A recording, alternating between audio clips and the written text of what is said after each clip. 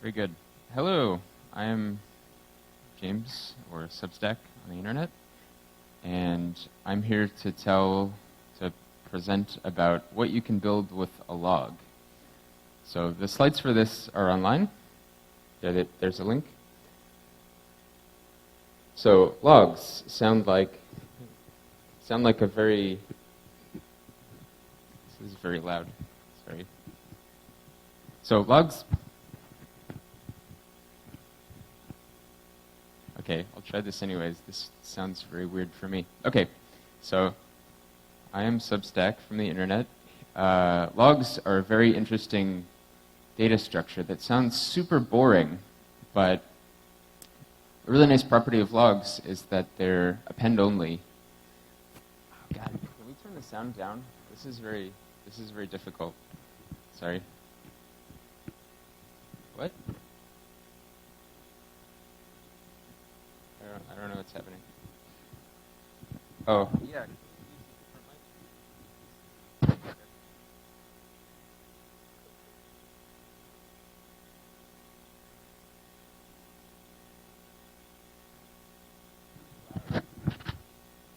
you could turn down the audio, that would be fantastic. Yeah.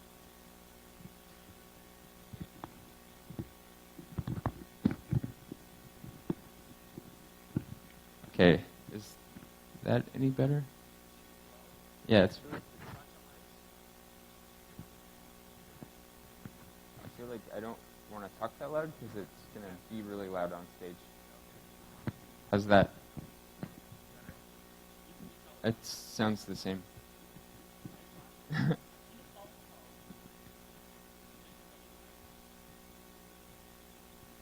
Okay. How's that? Can people still hear me? This sounds much better. Okay, I can do this now. All right, so hello. I can talk normally now. I don't have to fucking whisper. Okay, so hello. I'm going to talk about logs. So logs are pretty boring, you might think, but they're super useful as a building block for building distributed applications. So one nice property of logs is that they're append-only. So why does that matter? Well, append-only means that you can't change history. So these data structures are non-Orwellian. So you can't go back and muddle around in the newspaper archives to make things happen that didn't actually happen. This is a really nice property because it means that you have a history and you can actually distribute what happened across many nodes and they don't forget. It's also very easy to replicate when you have a log. So you can just, for example, if you have two log files, like log1 and log2, you can just cat log1, log2 to make log3. That's all that you pretty much need to do. You might have to resort or something like that, but replication tends to be fairly trivial with log structures. So logs are really great for building these kinds of distributed peer-to-peer web apps, so I'm going to have a lot of examples of that.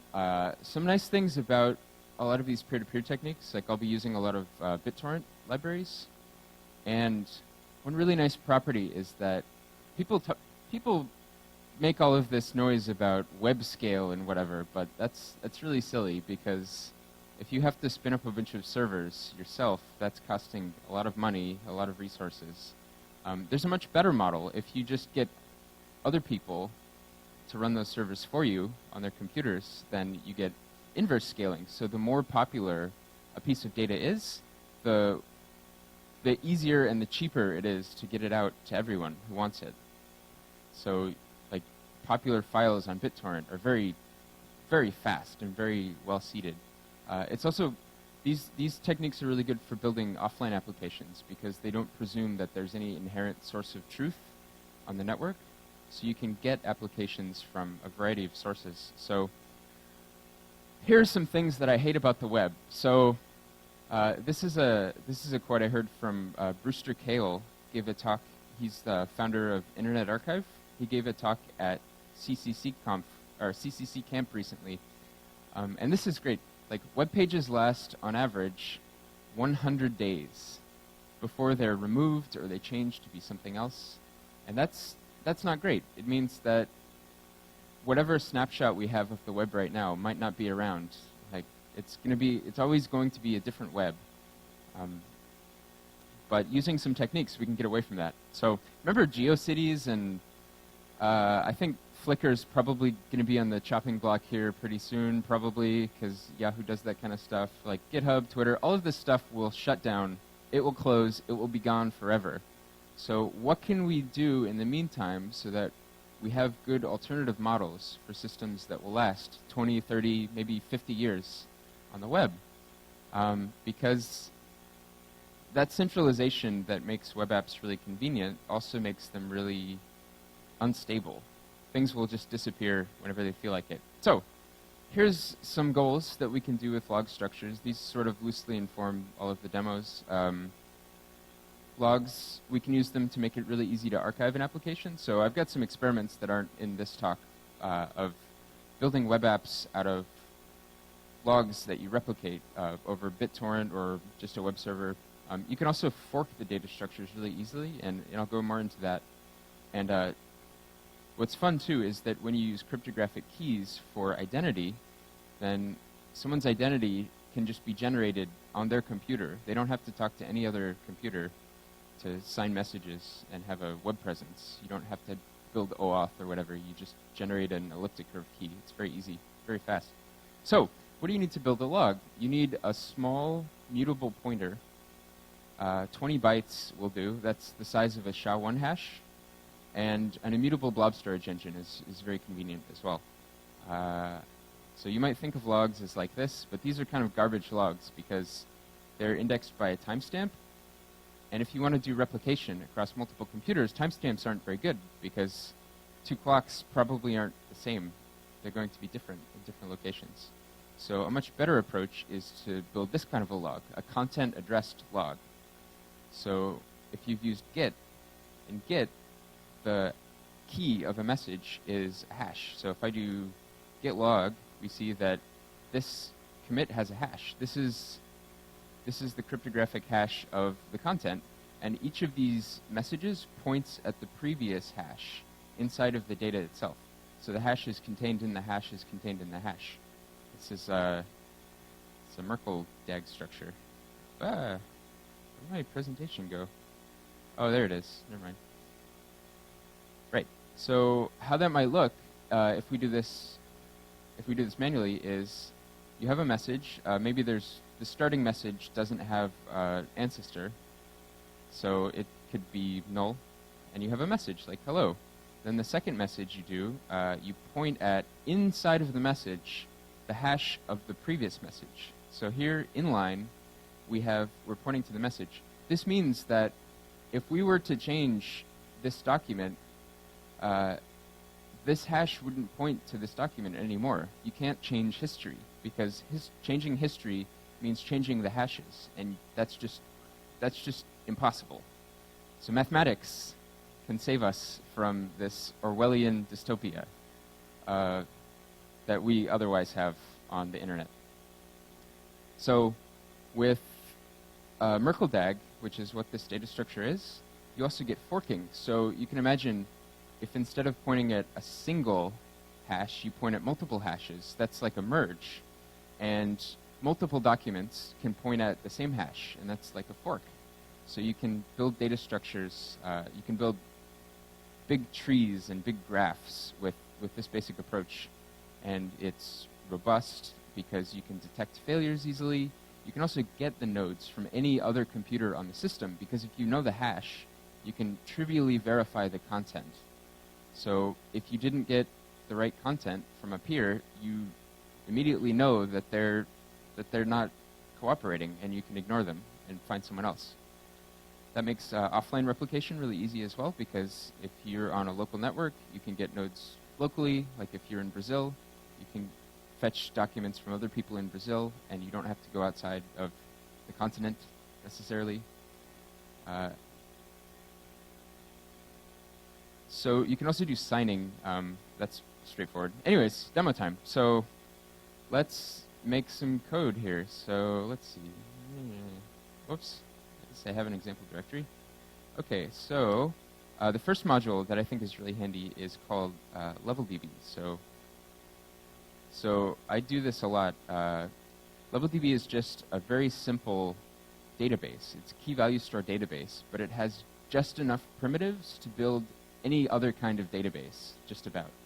So it's very easy to get started with it. You just pass it a directory, like whatever .db, and it's like SQLite. So if I run that, it creates a directory, whatever db. There's a bunch of garbage in it. I don't know how that works, but anyways, you can do things like db.get or db.put, or there's a fun one called create read stream, and that gives a stream bounded by key ranges. But that stuff's not so important right here, because we're just going to use a module called hyperlog to build a content addressed log. So hyperlog does this kind of stuff for us, so we can build some fancier things.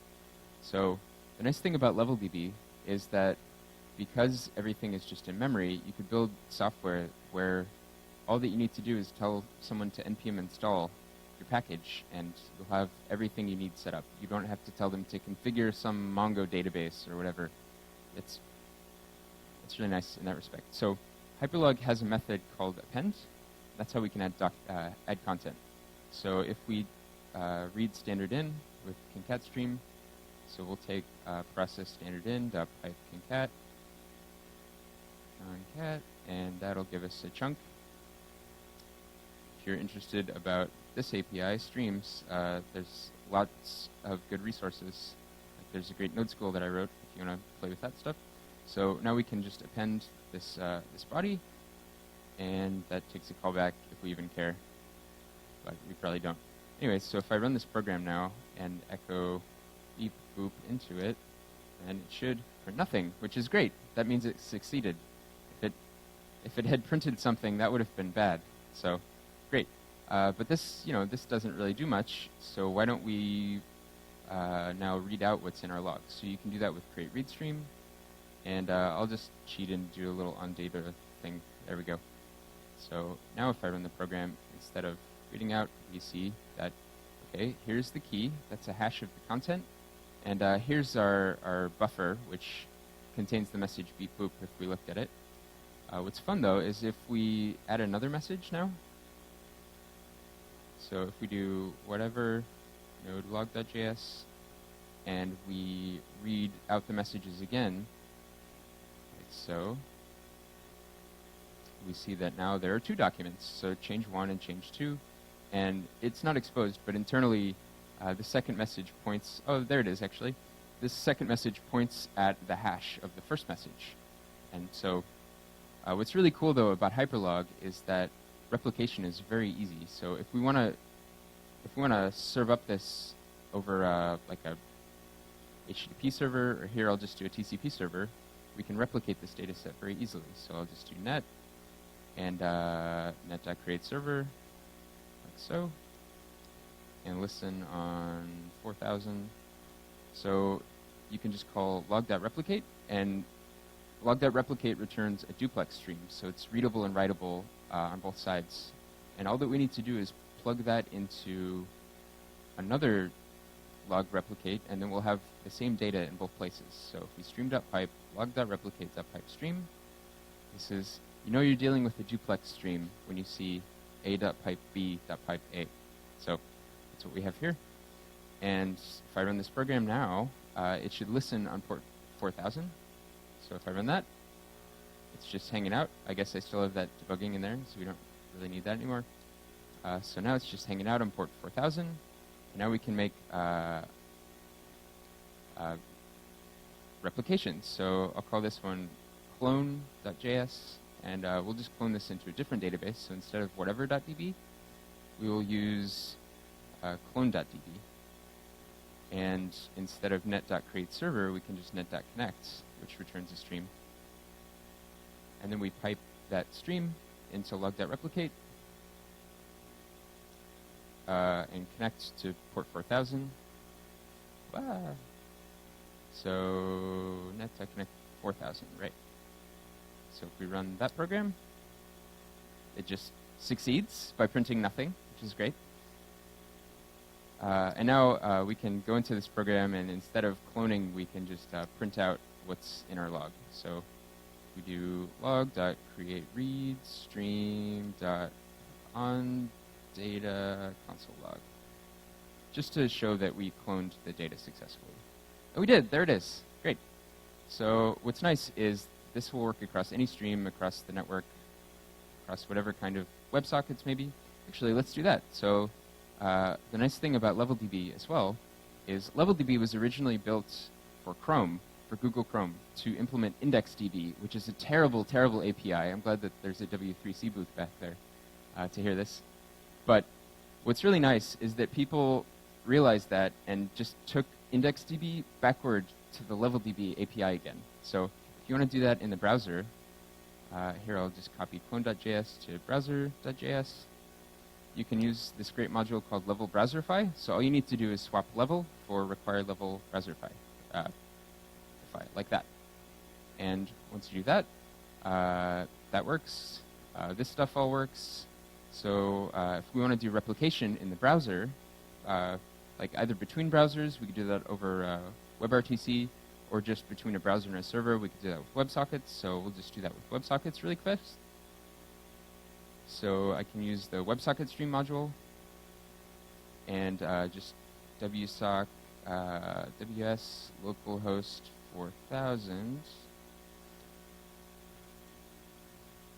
And now all that I need to do is just log.replicate.pipe ws and pipe ws into the replication. So that should work if we have a server really fast.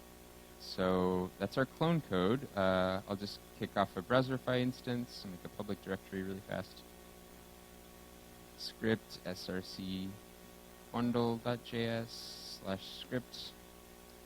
And I'll just run watchify on that really fast. Okay, cool. And then make a web server on port 8000. Cool. So now if we go back to our server program, log.js, I'll just very quickly make an HTTP server instead of a net server. Listen on port 4000, I think it's still. And all that we need to do now is, we don't need any of that stuff.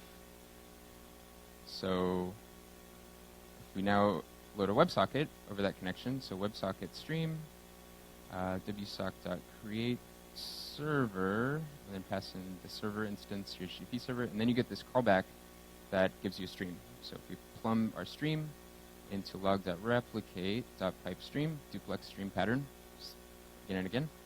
If we do all of that, then it should be listening on our WebSocket connection on port 4000. But I have to save that variable. There we go. Okay, and then if I double check my browser code really fast. Okay, great. So now if I go to localhost 8000, it should print nothing, which is good. That's what we want, because now our database should be replicated. So if I comment out all of this stuff now, and we do log.create read stream on data, and this is sort of annoying. You have to console log.bind console in the browser, because browsers are picky like that. So it should be rebuilt. So if I reload, we get data. So this is the same data that we just saw in the terminal. Same hashes. What's nice is you can also add data from the browser and then replicate back. The replication is completely bidirectional. So yeah, you can just have fun with hyperlog replication and such.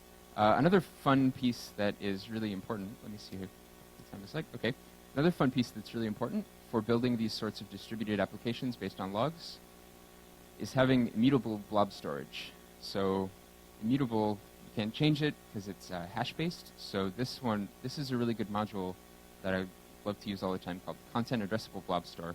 It's part of this suite of modules called Abstract Blob Store. So if you ever see a library with this sweet badge like that, the sweet 90s logo, that means that it behaves in a certain way. So you have certain methods like create write stream, create read stream, exists, and remove. That's what's nice is you can swap in different implementations, which I'll be doing, including BitTorrent and IndexedDB and all kinds of wacky stuff. So to do that kind of thing, I'll just make us a fun little store. So you just load content addressable, it's a mouthful, content addressable blob store. Okay. And then you make a store, and you just can give it a directory name, like whatever.blob. And now you can do store.createWriteStream if you have some data, and pipe, like we'll pipe standard into that. And so createWriteStream gives you a callback where you can read out the key. So the key is just the hash of the content. So if I run this program, and I pipe some data to it, we get a hash. Great. And likewise, if you want to print out that data again, so maybe we do if process argv2 is get, otherwise we'll write, whatever. So we can do store.createWrite read stream .pipe standard out, and we'll get the key from process argv3. Like that. So this is the basic kind of pattern you see all the time with abstract blob store modules. So now if I do store get that hash, hello Brazil. Great. So that works.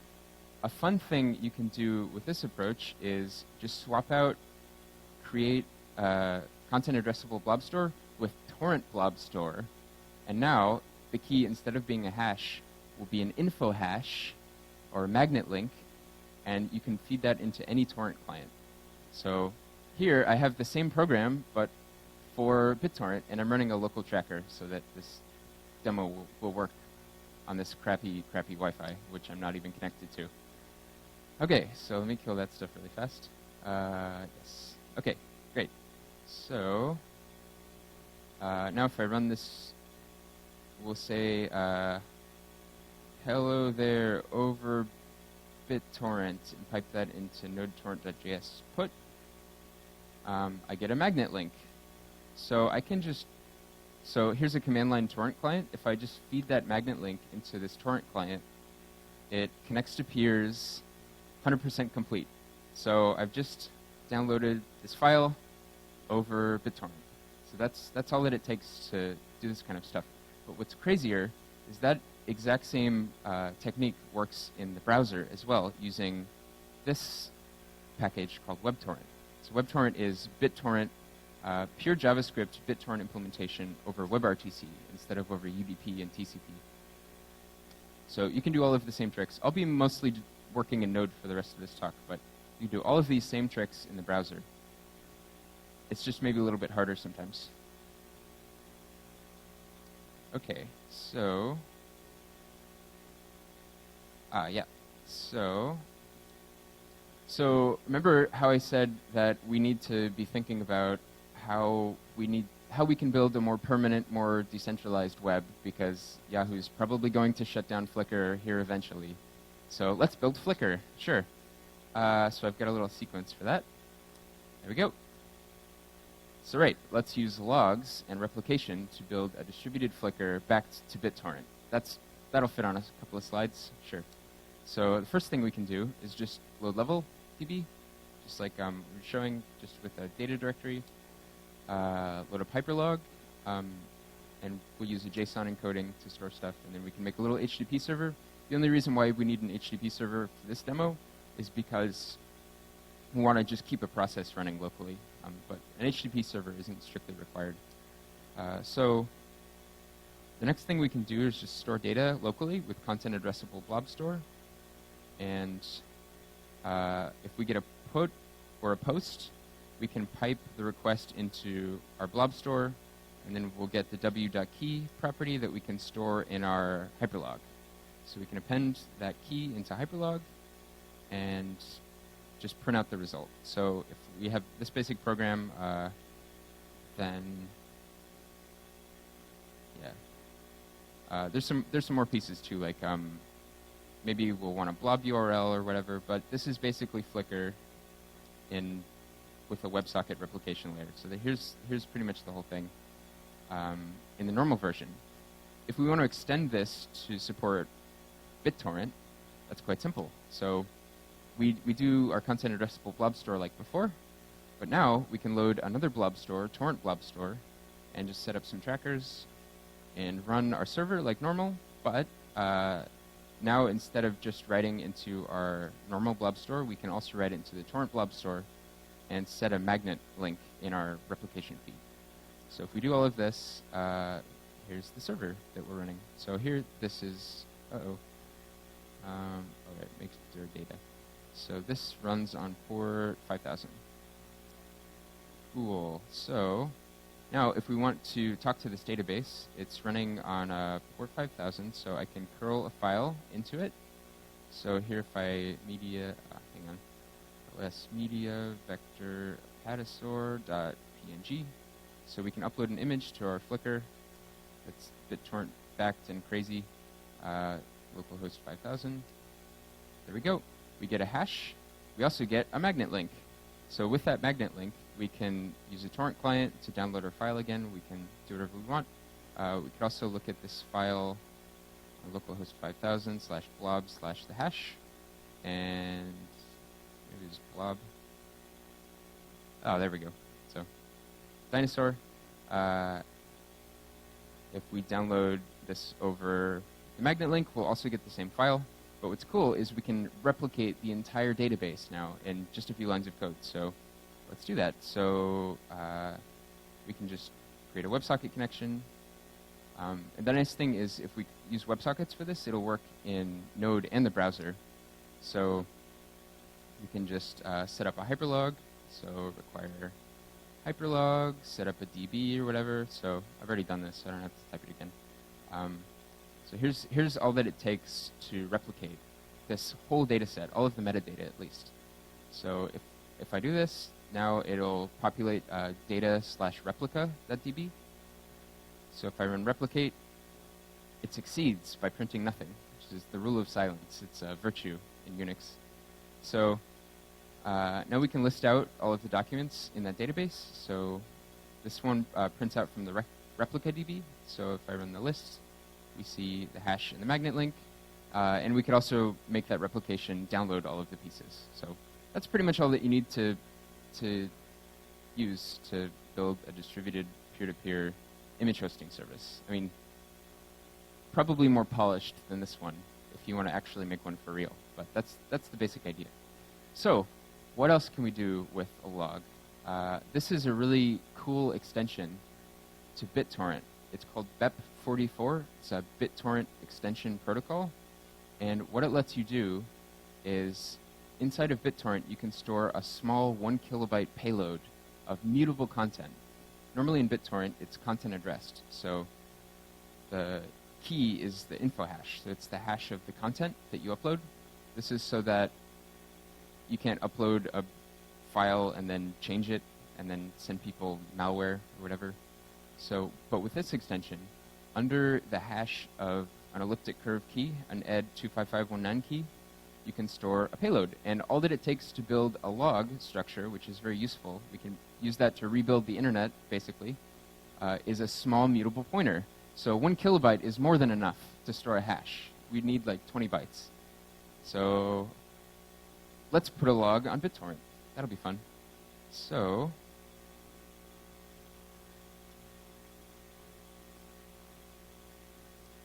how does that work? Okay, so let's build Twitter over BitTorrent. That'll be fun. Okay, so the first thing we need to do is generate an elliptic key pair. It's sort of boilerplatey, but I wrote a module for that, so you can use that if you want. The next part is to load the BitTorrent DHT library directly. So this particular demo is based on a patch that hasn't landed yet. but it probably will land eventually. And here we'll set up just a simple DHT node to listen on port 5001.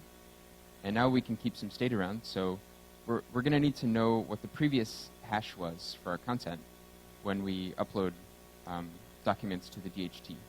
So here we have a simple update hash function. You get this method with BitTorrent DHT called dht.put, and that takes a key as the first argument, which is a buffer, and you can just put whatever you want there.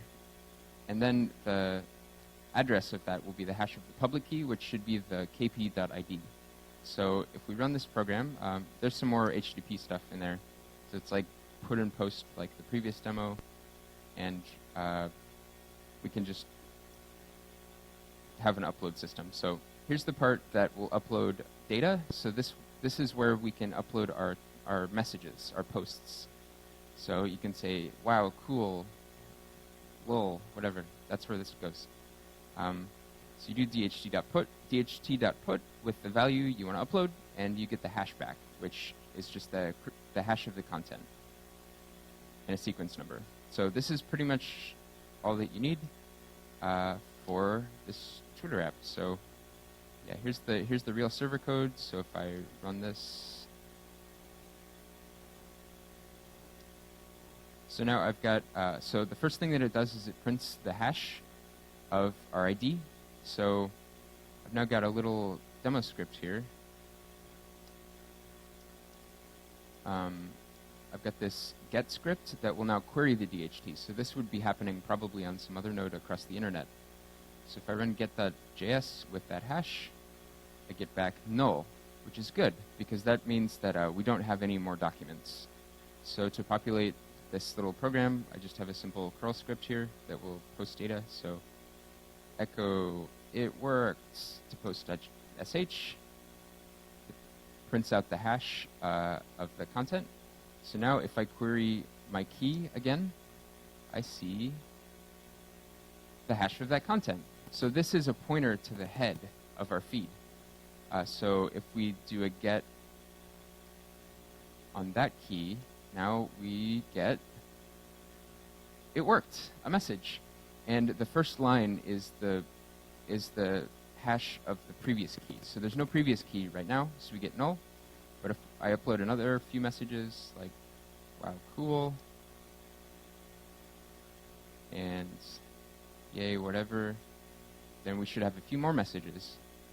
But the nice thing is, all that we need to do is rerun this command to know what is the latest document.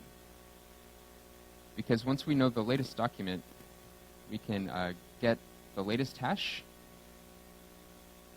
And the latest hash points at the second most latest hash, points at an older hash, points at an older hash. So you can view an entire history from this basic log structure. So I've got a little program right here, feed.js, that does the dht.get. But if the hash is not null, then it recurses. So it does a get, does a get, does a get, and we can read out the whole feed using just the hash, just the starting hash. So if I do feed.js on the hash of the public key, I get the first message, and the second message, and the third message. So that's pretty much all you need to build Twitter over BitTorrent. That's all I've got. Thanks.